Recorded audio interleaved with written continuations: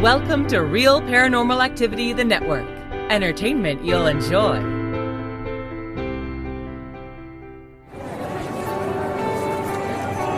You are listening to an RPA production where people gather.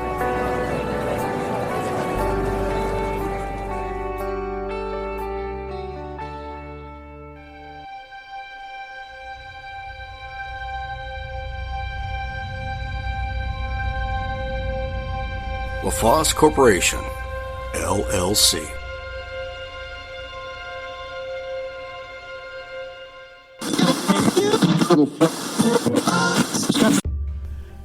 The world is full of mysteries. It's full of strangeness. And it exists with oddities. That's what we do on this show. We examine the strangeness, the mysterious, the oddities. This is Terry's Mysterious Moments, and I am your presenter, Terry from Texas. This is Season 8.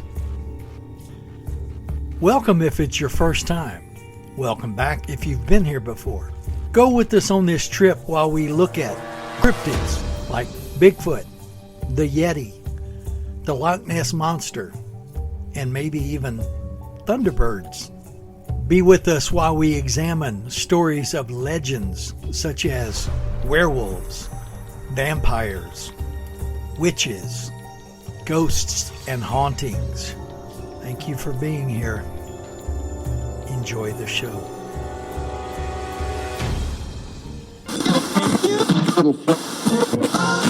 Hello, my Mysterians. This is another episode of Terry's Mysterious Moments. We have another triangle to talk about. This is one I just heard about, but it's been around for several decades. People have known about it. People have talked about it. Strange things happen in there, as do strange things happen in the Bermuda Triangle, whereas ships and airplanes have disappeared there. In this new triangle that's called the Nevada Triangle, airplanes disappear. And they are talking in the vicinity of some 2,000 planes over the last 80 years or so. And of course, many of us know about the Bermuda Triangle, and I've talked about multiple others, the Alaska Triangle, the Borrego Triangle last week, or last episode, the triangle up in New York State, and several others. And these are places where strange things happen, from people disappearing to aircraft disappearing and crashing to strange creatures being seen within the triangles to just all kinds of weirdness. And like I've said in the past, I think there's something about the triangle shape that just constitutes weirdness. Anyway, these other triangles where planes and ships have gone missing in the Atlantic, so in the Bermuda Triangle, for instance, but not everybody's aware of this place in Nevada, although it has been around and talked about for quite a while. It lies within a region of the Sierra Nevada mountains in Nevada and California. And there have been, as I said, some 2,000 planes have been lost in the last 80 years or so. Many crash sites are never found in this remotely populated area of more than 25,000 miles of mountain desert. The triangle is typically defined as roughly being from Las Vegas, Nevada, in the southeast, to Fresno, California in the west, up to Reno, Nevada at the top, and then, of course, back down to Las Vegas. Within this rugged wilderness is the mysterious place that we know as Area 51. the place that doesn't exist. Suddenly it does exist, but it's not what everybody thinks it is. It's that top secret Air Force base, or is it an Air Force base? It could just be a government facility for research and development, shall we say. I really don't know what Area 51 is. I know what everybody calls it, but I'm not sure that we actually need to know what's there. But since Area 51 is there are dozens of conspiracy theories that include UFOs, which I believe in because I've seen some, and paranormal activity surrounding the Air Force Base. Strange things have happened there, strange situations. Similar theories have long been considered regarding this Nevada Triangle. Many of the missing planes were flown by experienced pilots throughout these many years and have still disappeared under mysterious circumstances, with the wreckage never found. Now, I used to think that a plane crashes, you're going to find garbage from the wreckage, until back in 2001, when that one plane went down in the Pennsylvania field and another one went down at the Pentagon. Where was the garbage that should have been there from the crash of the plane? Where's the plane? Basically, in Pennsylvania, there was a hole in the ground. Now, I'm not sure we got to see everything that went on there, but same thing at the Pentagon. It was just like a hole in the building. Not much there. One such plane to go missing in this Nevada Triangle was fairly recently, and it involved a man who was a record-setting aviator, a sailor, and an adventurer named Steve Fawcett. And this happened about 20 years ago on September 3rd of 2007. Fawcett was flying a single-engined Belanca Super Decathlon over Nevada's Great Basin Desert. He took off and never came back. After hunting for a month for the plane, the search was called off, and on February 15th of 2008, Fawcett was declared dead. Later that year, on September 29th, Fawcett's identification cards were discovered in the Sierra Nevada mountains in California by a hiker. A few days later, the crash site was discovered, approximately 65 miles from where the aviator initially took off. 2 bones were later recovered a half mile from the crash site, and they were found to have belonged to Steve Fawcett. Nobody knows what happened to the plane. Nobody knows what brought it down.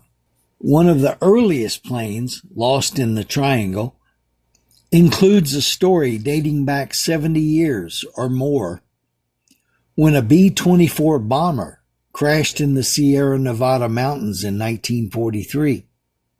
The bomber, taking flight on December 5th, was piloted by Second Lieutenant Willis Turvey, and it was co-piloted by Second Lieutenant Robert Hester. It carried 4 other crew members, including Second Lieutenant William Thomas Cronin, who was the navigator, Second Lieutenant Ellis Fish, who was the bombardier, Sergeant Robert Bursey, engineer, and Sergeant Howard Wanke, radio operator. The flight was a routine night training mission taking off from Fresno at Hammer Field and it was en route to Bakersfield, California, then to Tucson, and then to return back to Hammer Field. Bomber went missing, and an extensive search mission began the next day when 9 B-24s were sent out to find the missing plane. However, rather than finding it, as happens with so many search missions in these triangles, another bomber went missing. On the morning of December 6th of 1943, Squadron Commander Captain William Darden lifted off with 8 other B-24s. Captain Darden, his airplane, and the crew of that airplane would not be seen until 1955, when Huntington Lake Reservoir was drained for repairs to the dam. The investigation into the second bomber's loss stated that Darden had experienced high wind turbulence and began to lose hydraulic pressure. When the captain saw what looked like a snow-covered clearing, he told his crew to bail out, but only 2 jumped. The investigation stated that the pilot must have mistaken the frozen lake for a clearing. However, the 2 soldiers who did parachute stated that the lake wasn't frozen. So when the plane was finally found, it was found at a depth of 190 feet below the water, with its 5 remaining crew members eerily still at their stations. In the meantime, Clinton Hester, who was the co-pilot's father, Robert Hester. In the meantime, Clinton Hester, the co-pilot's father, Robert Hester, in the first missing plane, began a private search for his son that would last for the next 14 years. When he died of a heart attack in 1959, he had not found his son or any missing plane evidence. A year later, however, it would be found in July of 1960 by United States Geological Survey researchers working in a remote section of the High Sierra west of LeConte Canyon in Sequoia and Kings Canyon National Parks. There, they found airplane wreckage in and near an unnamed lake. Later, Army investigators revealed the wreckage to be that of the first missing bomber, piloted by Second Lieutenant William Turvey, Second Lieutenant Willis Turvey, and co-piloted by Second Lieutenant Robert Hester. The lake, which was unnamed, is now known as Hester Lake. Yet another military plane went missing on May 9th of 1957, when Air Force Lieutenant David Steves was piloting a T-33 training jet. It took off from Hamilton Air Force Base near San Francisco, and the plane disappeared on a flight to Arizona. After a thorough search without success, the Air Force declared the 23-year-old pilot officially dead. However, 54 days later, the pilot reappeared. Gaunt and dressed in tattered and filthy clothing, he had made his way to a camp in Kings Canyon National Park's backcountry, east of Fresno, California. He described that when something in the plane exploded, he briefly blacked out, but came to in time to eject from the plane. He badly injured both ankles when he landed. He dragged his parachute with him to help keep warm. He crawled over 20 miles in the freezing temperatures at 12,000 feet elevation for 15 days without food or shelter. He finally came upon an abandoned National Park Service cabin where he found a few cans of food and fishing equipment.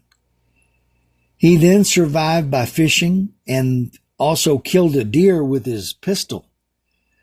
After regaining some of his strength, he tried to make it to civilization, during which time he reports that he nearly drowned in the Kings River before stumbling onto a pack train guide who took him by horse to civilization.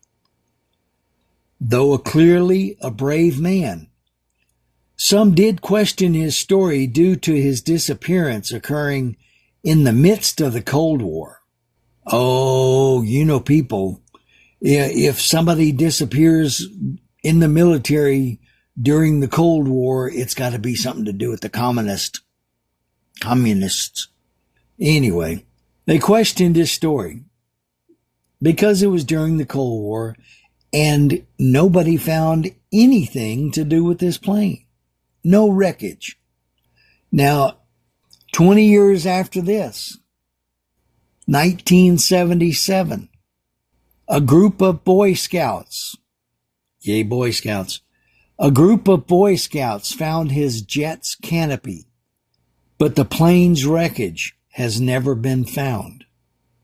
By the way, an aside of the Boy Scouts, my first nephew, Les, is an Eagle Scout, and my two great nephews from my niece Rachel were just named Eagle Scouts this last weekend.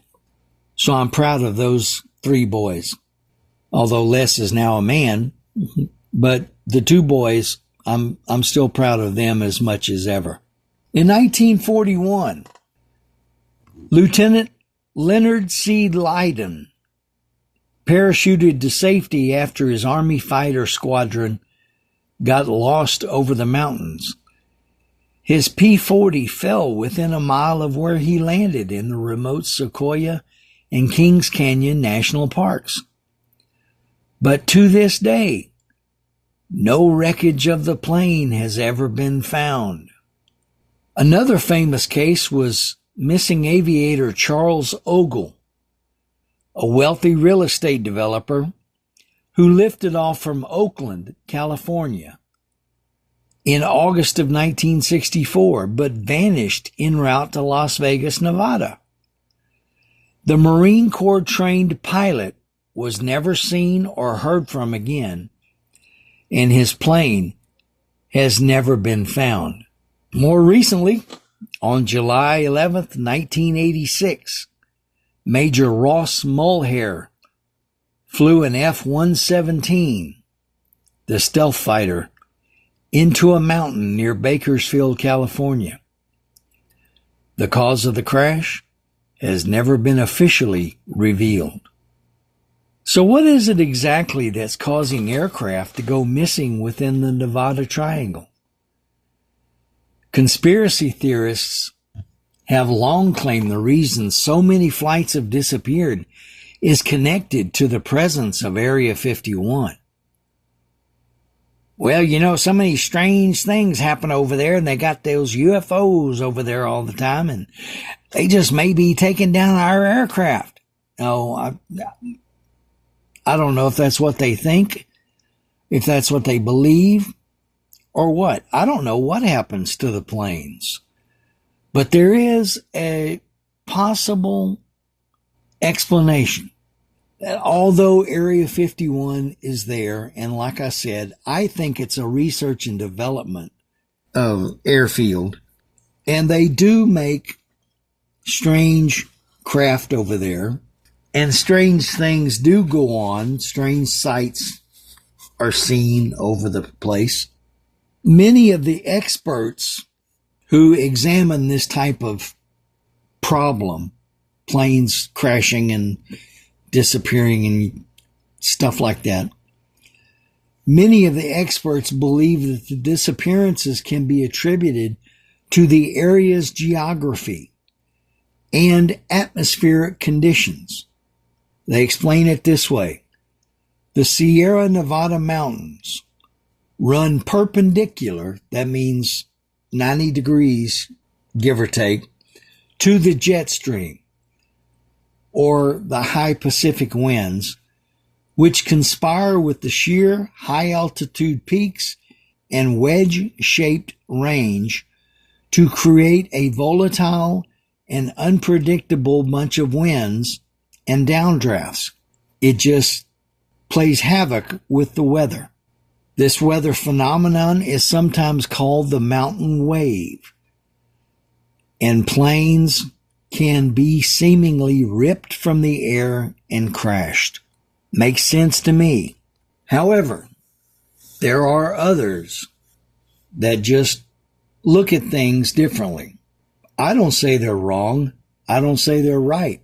I just don't know. Other theories include pilot error. Yeah, it could happen. Inexperienced pilots caught in turbulence. Yes, it can happen. And the disorienting mountain terrain. Now, I've never seen a picture of the Sierra Nevadas. I don't know what the area looks like. But if you've got a lot of mountain peaks and valleys and forests, I guess it could easily cause you to get turned around. And if you crash, you don't know where you are. You don't know where you've been.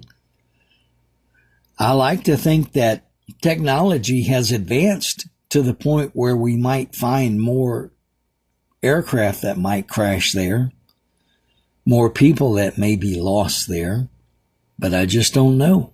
Could it just be, like I said, that any place that's known as a triangle just has something weird connected to it? I don't know. Anybody got any ideas? Well, that's it for this week. I hope you've enjoyed the stories. The evidence of these triangles all over the United States and indeed all over the world are just full of stories of strangeness, strange happenings, crashes, ships sinking, things blowing up, people being lost. It's just weird. We live in a very weird world. Let's put it that way. And one of the weird things I think of, I talked about modern technology. I noticed the last couple of days in the news that they suddenly realized there's a meteor out there that just might crash into the planet Earth in 2035 or something like that. It's got a 1% chance of doing that. Now, if they just found this meteor, what are they doing with all that money that they put in expensive telescopes that they send into space, into orbit around the Earth? What are they looking for? To me, that's the strange mystery. Anyway, that's another story. Folks, y'all have a good week. Be careful. Be safe. If it's still winter where you are, be warm. If it's getting to be spring where you are, keep it easy. Don't get too warm. They're telling me that it's going to be 81 degrees here in San Antonio tomorrow. Interesting for February. But anyway, we'll still have some winter, I'm sure. Like I said, be careful, be safe, and come back and listen again to Terry's Mysterious Moments. Y'all take care. Bye-bye.